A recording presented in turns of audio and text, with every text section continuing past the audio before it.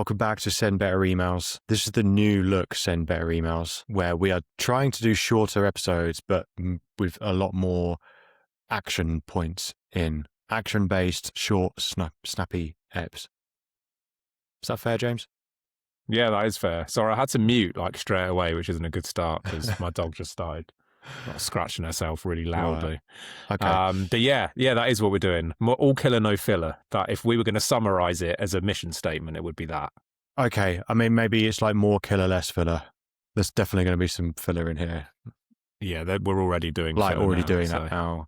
Yeah, you're battling with a scratching dog. I'm battling with indigestion right now, but I'm buzzing for this new format. Not least because it's less effort for us. We just say the good stuff and then jump off air. It's easy. Also, Jamie, you're to my view at least, and it may not come out like this. You're like comprised of 3 pixels at the moment. Really? So the new look podcast is also Jamie's now an 8-bit Game Boy character as opposed to a real human. Well, hopefully the Wonders of Riverside are going to iron that out. Let's see. Okay, right. Let's go to the killer. That's the filler done.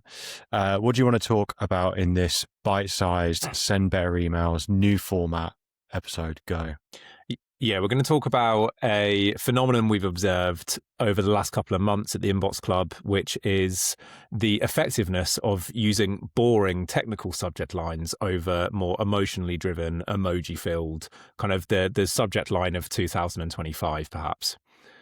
And we have observed that boring technical subject lines that just sort of get to the point, a bit like this podcast is trying to do, are performing better, sometimes in surprising ways. This isn't the case for every client that we've tried it with, but it does seem to be a trend that we have observed and that other email marketers are observing as well. So we thought it'd be interesting to surface here. Okay, nice. I think that maybe the first thing that would be most helpful for listeners is like an example of each of those types of subject line. So imagine that we were sending out an email promoting this podcast for a second. We wanted in the subject line to build some excitement or talk about the fact that we've got a new format for this podcast. What might be the 2 different types of subject line, one that's kind of boring and technical and one that's more kind of emotionally led?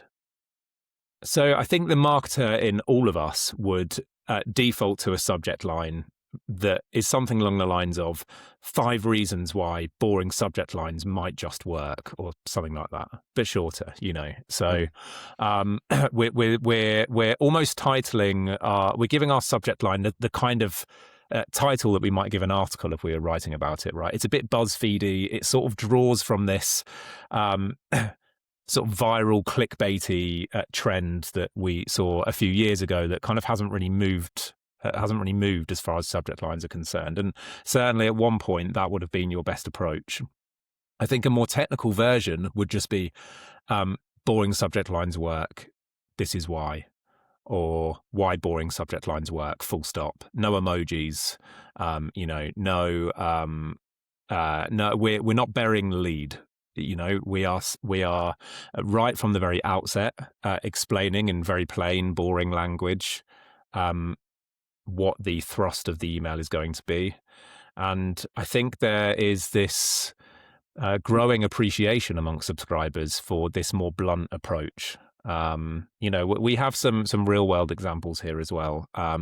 We did a newsletter for a client recently that was about Shopify's new winter update. And we A/B tested. We had subject line A, which was my favorite Shopify updates this winter.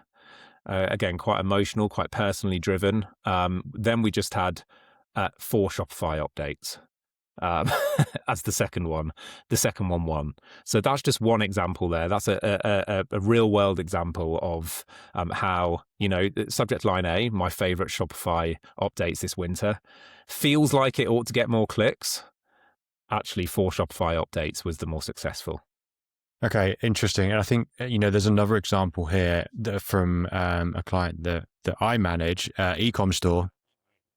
So it might be more relevant to listeners as well, is there was the boring one was it's a limited run, limited edition version of their product. It's a Easter edition, and the boring one was limited Easter edition, available for pre-order now. That was it. So just kind of on the nose, this is what it is. And then the other one in the A/B test was, it was something along the lines of our brand new edition for Easter, or something along those lines. So not, it was less on the nose than the first one. And we found that the boring one, the limited edition, Easter edition, available now for pre-order, that got twice as much revenue. And so I think what's interesting here, James, and this is why we wanted to do a short pod on it, is the impact of these subject lines on click rate and conversion rate, not just open rate, because we normally associate the impact of the subject line mostly being on open rate. Why do you think that is? Definitely. Why do you think we're seeing an impact on click rate? I think that there's something to be said about the trust that's immediately built when your subject line is very to the point. I think there is almost an expectation that you're going to be disappointed when you open an email these days. And I think a lot of recipients are savvy enough now to see through the marketing lingo that email marketers tend to employ. The use of emojis used to feel warm and personality filled, and now it feels a bit gimmicky, perhaps. So I think there's this growing sense amongst recipients that actually they just want to be told. They want to feel empowered to make the decision for themselves. And actually, the more literal and technical we can be, the better. So I think there's probably something to be said about. I don't know what the open rates were like in that test, Jamie, but I do think of the people who opened the more technical subject line, because they already had this clear sense of what the email was going to be selling them, they were that much more likely to then go on and convert. Whereas, as soon as we're using tricks and gimmicks to encourage an open, we are potentially in danger of compromising that trust with the recipient. And as we'll talk about in future podcasts, that's going to be way more damaging in 2026 than it's ever been before.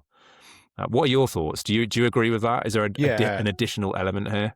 I think there's two things that when you opt for a boring subject line, I think there's two things at play here. One, at the moment, the boring subject line is standing out in the inbox, right? So, for Shopify updates, everyone's trying to be super interesting and like millennial BuzzFeedy kind of leading titles, with emojis and everything, right? So the boring one stands out. So that's one thing. It's how does it look in the inbox? Then there's the second thing, which you said there, which is, okay, if it's literal, the subject line, it frames the content of the email much better. The people that click it know what they are in for. They kind of know what to expect, and it kind of then sets up the content and the CTA better, I guess. So you get that curiosity and intrigue, maybe from a less literal subject line, but maybe the person opening it isn't being qualified as much as they would be with the literal subject line. Maybe, I don't know, because there is a case. There is a case here where I have a case where actually the opposite was true, but I don't think it necessarily disproves what we're talking about here, but it adds another element, right? And so there's this other client that we were promoting an event for, okay? And the event was an educational event, and we went for two subject lines in an A/B test. One was in square brackets, invite, and then the name of the event. So a very literal, you invite to this is what it is. The second one was led with the consequences of ignoring the information that the event was educating people on. So it's almost to say, it was about brands doing promotional advertising rules, etc. And it's, brands, this is happening to brands right now. And so it's a very consequence led. And with the supporting preview text, when they open the email, what they can see is a solution to the consequence that we laid out in the subject line. So, it's satisfying because it's kind of consequence. Okay, and here's the answer. It's not trying to be clever. It's not trying to be too smart. And so when they wanted to fill this event, we were able to fill the event. So, it was the biggest event that they had in recent in the recent years. So that's an example of where the non-literal one won, but it had that framing that meant that when they opened the email, it was very satisfying, and there was an answer to the question that we'd posed in that consequence framing. Nice. Yeah, and that's a reminder that humans are still humans, right, and still respond to certain psychological triggers. And this doesn't mean that copywriting is dead, and we all just need to become incredibly robotic and literal. I think the moral of the podcast here is to just try this for yourself, because as Jamie's just illustrated, this is not going to win every single time, but more and more, and you will actually notice this. I think if you go to your inbox, unless you're subscribed to wildly different brands and marketers than us, you will start to notice that actually there are less emojis in the inbox these days. I've got a couple of emails a day. One is a part of a welcome flow. It's just the subject line is "Get to know us," full stop. Another one, this is James May's gin brand, as in from Top Gear, "Two men in a cold shed," full stop. And that's also kind of their origin story. So there is this, I think, this growing awareness. Not this isn't just an inbox club thing. This is something that I think a lot of marketers are waking up to. But it might not work for your audience, and you might be B2B, you might be B2C. It might be that your brand is sort of built around emojis, in which case you might feel a need to use them. There are some excellent examples of brands who always have the same emoji in their subject line, and it's immediately recognizable, and it's sort of part of their identity. So test this. And I think that what's lovely about this, Jamie, is that it's super easy to try. We're not asking you here to pull on a fear trigger in 7 words, or kind of write a novel in the space of a subject line. What we're saying here is, take whatever subject line you were going to send and then just make it more boring. And that's quite easy to do, actually, when you get used to it. Yeah, nice. And maybe the better way to frame that is to use a version that's not over sensationalized. So yeah, okay. I mean, you're right. This isn't a conclusion that we are now drawing, and that every subject line we write from now on will be boring. Because what we will continue to do after this podcast and in the weeks and months to come is to continue testing this, because also every audience is different, every brand is different. So yeah, moral of the story: give that a go. Might work for you. You might be surprised by the results. Don't just judge by open rates. Have a look at the click rate and conversion rate too. But don't be afraid to be on the nose and literal. We don't have to over sensationalize everything. That's the pod. That's it. Thanks, everyone. All right. Cheers. Bye.